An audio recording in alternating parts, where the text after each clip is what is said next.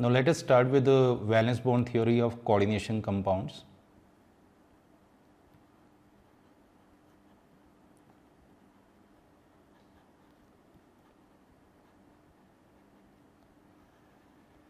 And we are using this abbreviation VBT for valence bond theory. Now according to this theory, complex formation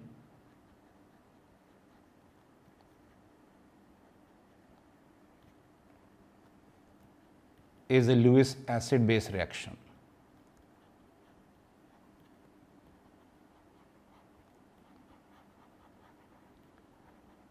Second point is that ligand act as a electron pair donor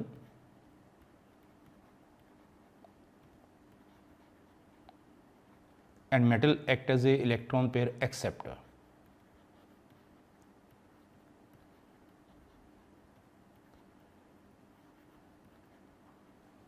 And according to this theory, the attraction between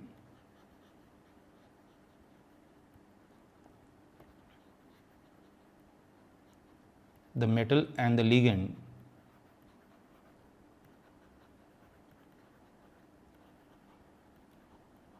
is covalent.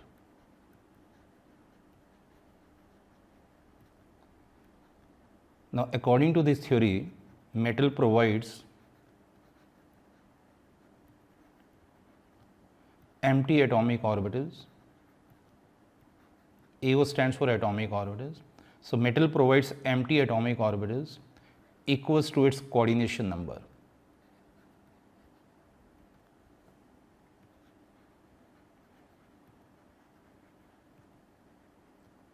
So if the coordination number is 4, then the metal has to provide 4 empty atomic orbitals, and if the coordination number is 6, then the metal has to provide 6 atomic orbitals.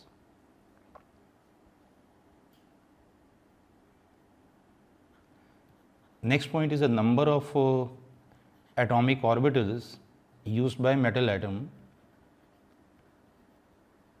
in accepting the lone pair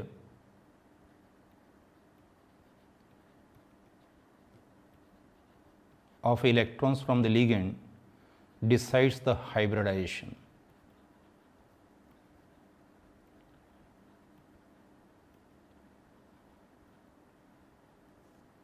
So if the metal is providing 1s and 3p atomic orbitals in accepting lone pair, then the hybridization will be sp3, and if the metal is providing 1s, 3p's and 2d's, then the hybridization will be sp3d2. And also, if any unpaired electron left, if any unpaired electron present,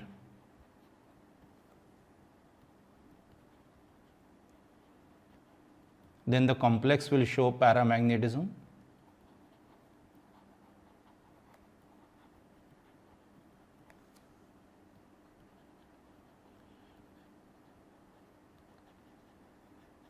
Means the complex will be attractive towards the magnetic field. And the degree of paramagnetism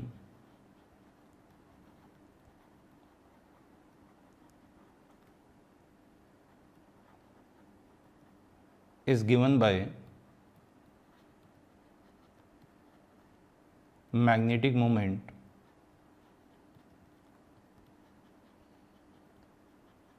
the symbol is mu and is equal to n into n plus 2 under root, and this stands for Bohr magneton, where n stands for the number of unpaired electrons.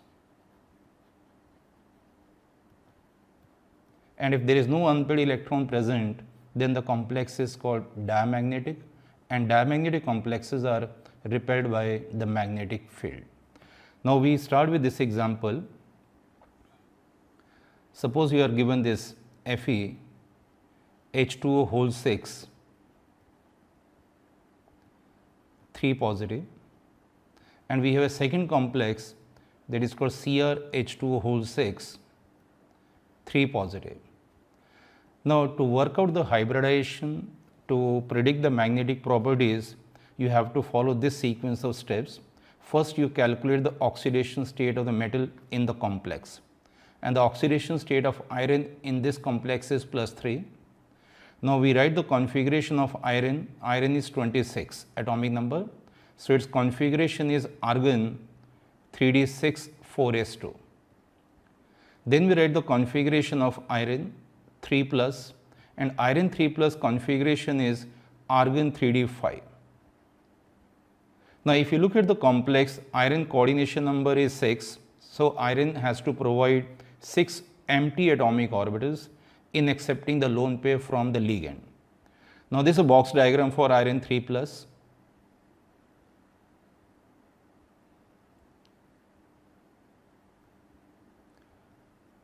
And each d orbital is singly filled. There is no vacant atomic orbital available.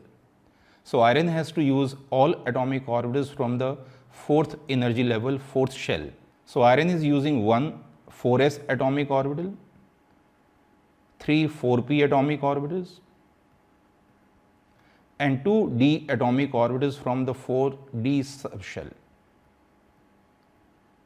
Now first, all these atomic orbitals, they undergo hybridization, and after the hybridization they accept lone pair from the ligand, and we are representing the lone pair donated by the ligand by using this cross. So this cross indicates the lone pair donated by the ligand to the metal atom. So in this case the hybridization is sp3d2 and the geometry is octahedral, as the coordination number is 6, and there are 5 unpaired electrons present in the 3d subshell. So the complex is paramagnetic. Now if you look at this example, iron has used all orbitals from the outermost shell. So this complex is called outer orbital complex.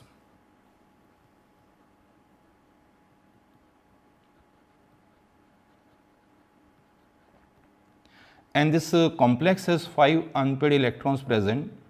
So this complex is also called high spin complex. So either you write paramagnetic or high spin complex.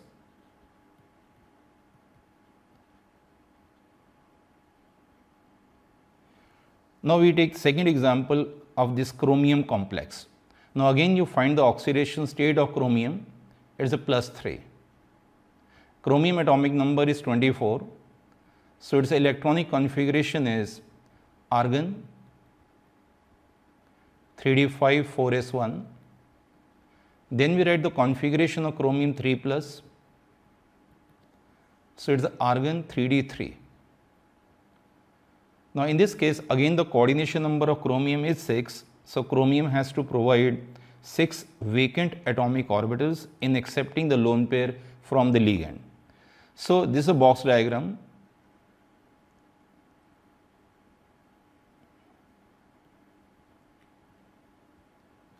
So there are 3 unpaired electrons in chromium and the 2 orbitals are vacant, 2 orbitals are empty.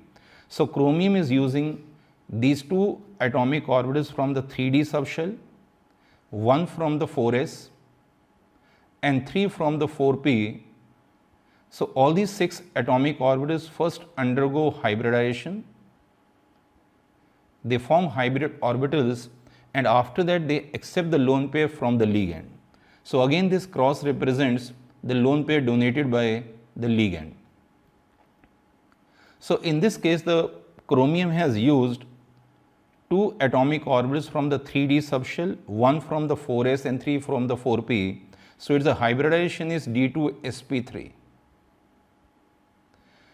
And since the coordination number is 6, geometry is called octahedral. It's a paramagnetic, there are 3 unpaired electrons present. Now in this formation of a complex, the chromium has used 2 atomic orbitals from the 3d subshell, that is n-1. And whenever any metal uses the d atomic orbitals from the inner shell, it is called inner orbital complex. So this chromium complex is inner orbital complex. So all these properties we can explain with the help of VBT, their hybridization, their geometry, their magnetic properties like this. Now we take one more example. Now this is a complex of nickel, NiCl4 with a charge of 2 negative. Now we follow the same sequence of steps. First we calculate the oxidation state of nickel, it is a +2. Nickel atomic number is 28. So we write its configuration as argon 3d84s2. Then we write the configuration of nickel 2 plus, it is argon 3d8. Then we draw the box diagram. Now in this case the nickel coordination number is 4. So nickel has to provide 4 empty atomic orbitals in accepting the lone pair from the ligand. And not a single d atomic orbital is empty in the 3d subshell. So the nickel has to use all atomic orbitals from the outer shell. So nickel uses 1 orbital from the 4s and 3 from the 4p. And all these orbitals undergo first hybridization. They form hybrid orbitals, and after that they accept lone pair from the ligand. Again this cross represents a lone pair donated by ligand. So in this case the hybridization of nickel is sp3. Geometry is tetrahedral. Complex is paramagnetic. Magnetic moment in this case is √8 Bohr magneton, and the complex is called outer orbital complex.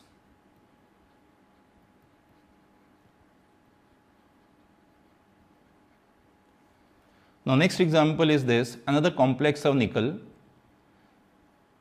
It is called tetracyanidonickelate 2, NiCN4 with a charge of 2 negative. And in this case experimentally we have observed that the magnetic moment of this complex is 0. Now when the magnetic moment is 0, it means there is no unpaired electron present in this complex.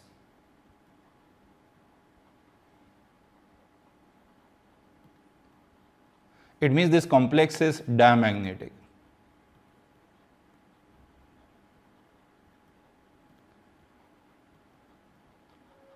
Now the question is, how do you explain the absence of any unpaired electron? So again we use the valence bond theory. Now nickel oxidation state is +2. So we write nickel configuration. It is argon 3d84s2. Then we write the nickel 2 plus. It is argon 3d8. Now since this complex is diamagnetic, we have observed experimentally that the magnetic moment is 0. So we have to show that all 8 electrons in the 3d subshell are paired, not a single unpaired electron present. So we draw the box diagram like this.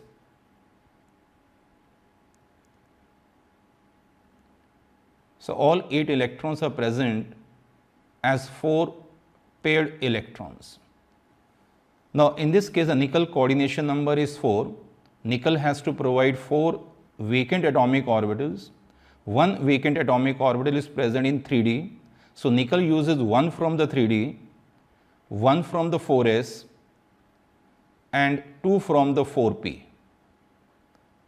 Now all these orbitals undergo hybridization, and after hybridization they accept lone pair from the ligand.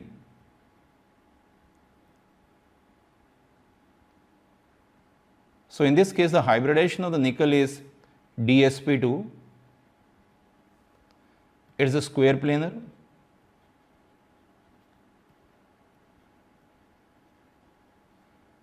This is a diamagnetic complex.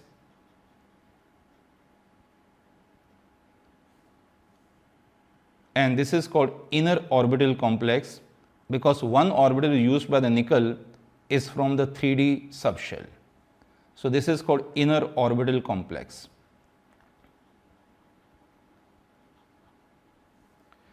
And these type of ligands like CN, in the presence of which the pairing of electron take place, are called strong ligands. So CN is considered as a strong ligand. because in the presence of Cn negative, the pairing of electrons takes place in the nickel, and as a result the complex does not show any magnetic properties. The complex is repelled by the magnetic field. Now we take one more example. Now this is called hexacyanido ferrate 3. This is a complex formula, FeCN whole 6 3 negative, and again in this complex we have observed that the magnetic moment is √3 Bohr magneton, and this value corresponds to one unpaired electron.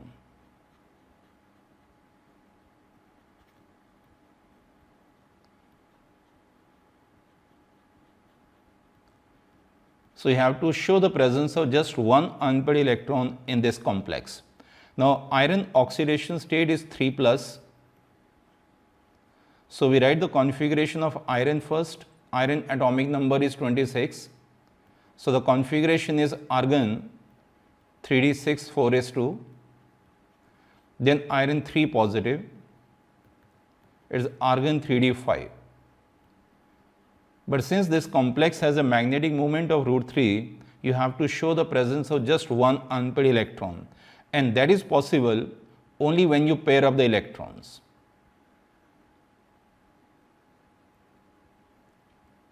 So in the 3D subshell, we have two pair of electrons, and one electron is present as a single electron unpaired.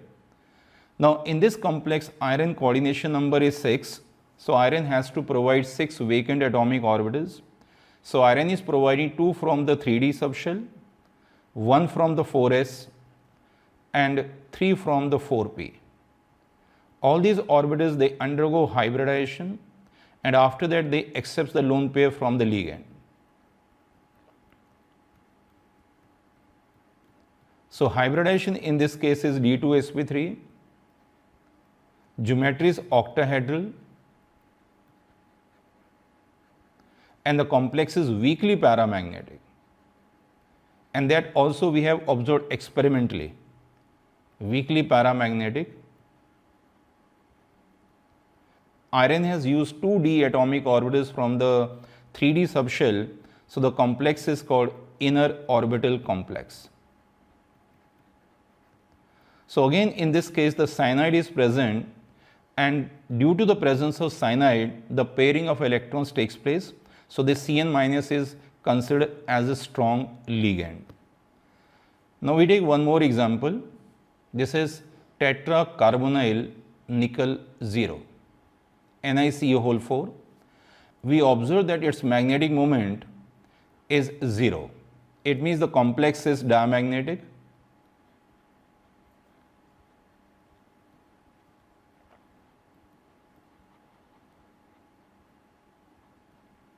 And we also observe that the complex has a tetrahedral geometry. Now the question is, how do you explain the absence of any unpaired electron, and how do you explain that the geometry is tetrahedral? Now in this case the nickel is in the 0 oxidation state. Nickel configuration is argon 3d8 4s2, and this is a box diagram.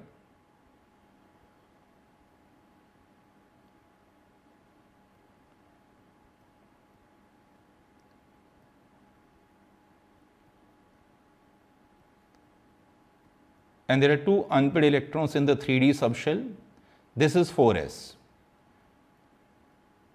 Now if you look at the complex, its magnetic moment is 0, so you have to show the absence of unpaired electron.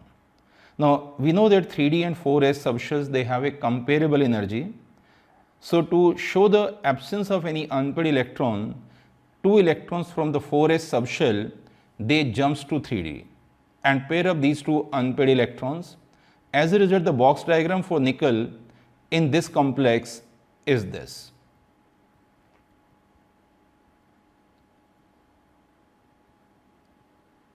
So this 3d subshell is now fully filled, and nickel also gains stability, and there is no unpaired electron, so the complex is diamagnetic. Now nickel coordination number is 4. Nickel has to provide 4 empty atomic orbitals. So nickel is providing empty atomic orbitals from the outermost 4th shell. 1 orbital from the 4s and 3 from the 4p. So in this case, the hybridization is sp3, the complex is diamagnetic, complex has a tetrahedral geometry. So again, in the presence of CO, the pairing of electrons is taking place. So the CO is also considered as a strong ligand.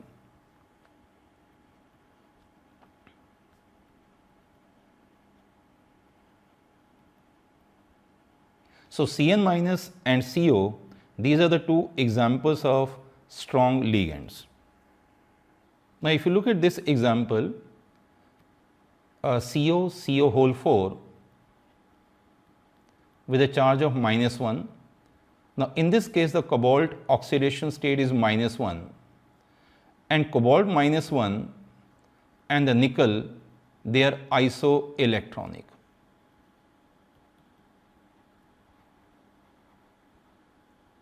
As a result, this complex will have the same properties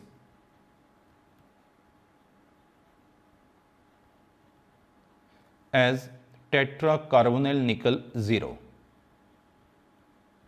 So this complex is also tetrahedral, cobalt sp3 hybridized, diamagnetic, with magnetic moment equals to 0. So with the help of this valence bond theory, we can explain many properties of a coordination compound. So I'll write some more examples of inner orbital complexes and outer orbital complexes. So these are some more examples of inner orbital complexes. When the metal is using one or more d atomic orbital from the n-1 d subshell. Now examples are, this is FeCN whole 6, 4 negative. You have cobalt complex with oxalato. This is inner orbital. You have FeCO whole 5, also inner orbital. And these are some examples of outer orbitals. There are some examples of outer orbital complexes. F6, 3 negative. You have cobalt F6, 3 negative. You have a manganese complex MnBr4, 2 negative. So valence bond theory is very useful in predicting the hybridization, predicting the magnetic properties, predicting the geometries. But valence bond theory also has some limitations. And these are the limitations of valence bond theory.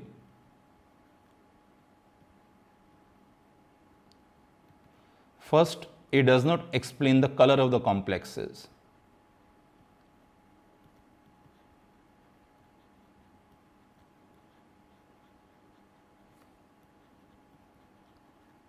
So why is this complex colored? Why is this complex colorless? So it does not explain the color of the complexes. Second is, it does not predict accurately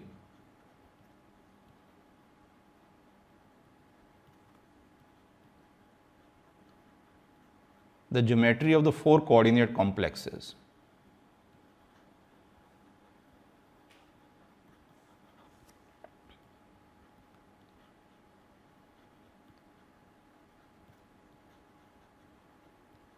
Whether it is a square planar or tetrahedral.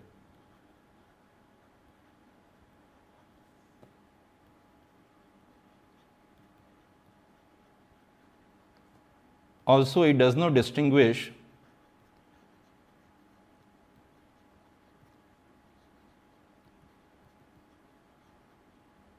between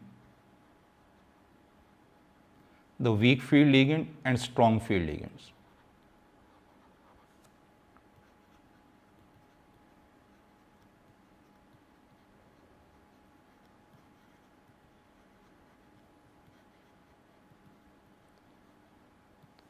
So this is all about the valence bond theory of coordination compounds.